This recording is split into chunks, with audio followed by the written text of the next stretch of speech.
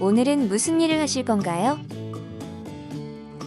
네, 오늘도 해야 할 일이 있습니다. 잠깐 저쪽을 좀 봐주시겠어요?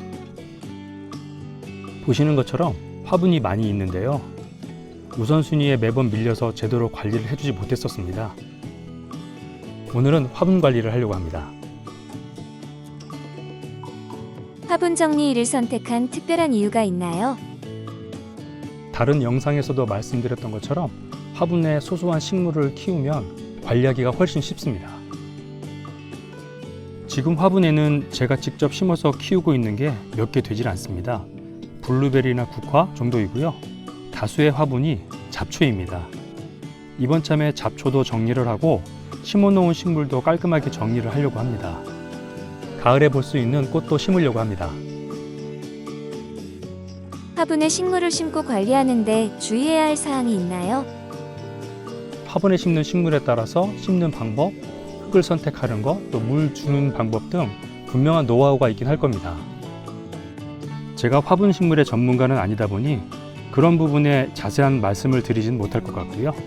하지만 경험으로 봤을 때 한 가지는 말씀드릴 수 있을 것 같습니다. 화분의 맨 윗부분에 흙과 화분의 공간을 3에서 5cm 정도는 두어야 합니다. 화분이 땅보다는 수분 증발이 훨씬 더 잘 됩니다. 해서 화분에 물을 주었을 때 충분히 물이 스며들게 하는 게 필요합니다. 화분의 흙을 너무 꽉 채우면 물이 충분히 스며들지 못하고 그냥 흘러내립니다. 자연적으로 비가 왔을 때에도 마찬가지입니다. 상위 부분에 3에서 5cm 정도 공간이 있다면 빗물이 충분히 고여서 스며들 수가 있겠죠. 이렇게 해야지만 물이 충분히 고일 수 있고 밑으로 화분 안쪽까지 충분히 물이 스며들 수 있습니다. 오늘 화분에는 무엇을 심으셨나요? 오늘 제가 준비한 것은 코스모스입니다. 가을 꽃으로 무엇을 심으면 좋을지 생각을 좀 해봤습니다.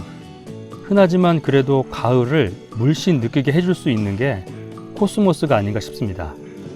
오늘 심은 코스모스와 기존의 국화가 가을에 활짝 피어서 우리 시골집을 좀 더 가을 분위기가 물씬 나게 해주었으면 좋겠습니다. 다음에 시골집에 해야 할 일은 무엇이 있나요? 수확의 즐거움 뒤에는 항상 뒷정리가 필요합니다. 지난번에 자르다가 다 하지 못한 옥수수대를 잘라야 합니다. 지금 남아있는 일 중에 가장 큰 일입니다. 일단 옥수수 수확을 다 마친 상태이기 때문에 너무 무리하지 않는 범위 내에서 제 체력에 맞춰서 남아있는 옥수수대를 다 정리를 해야 합니다. 그게 현재 지금 남아있는 일 중에 가장 큰 일이네요.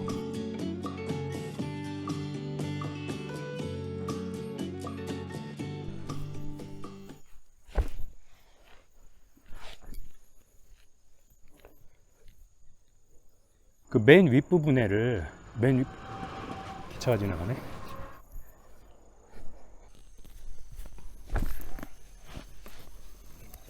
오늘 제가 준비한 것은 코스모스입니다.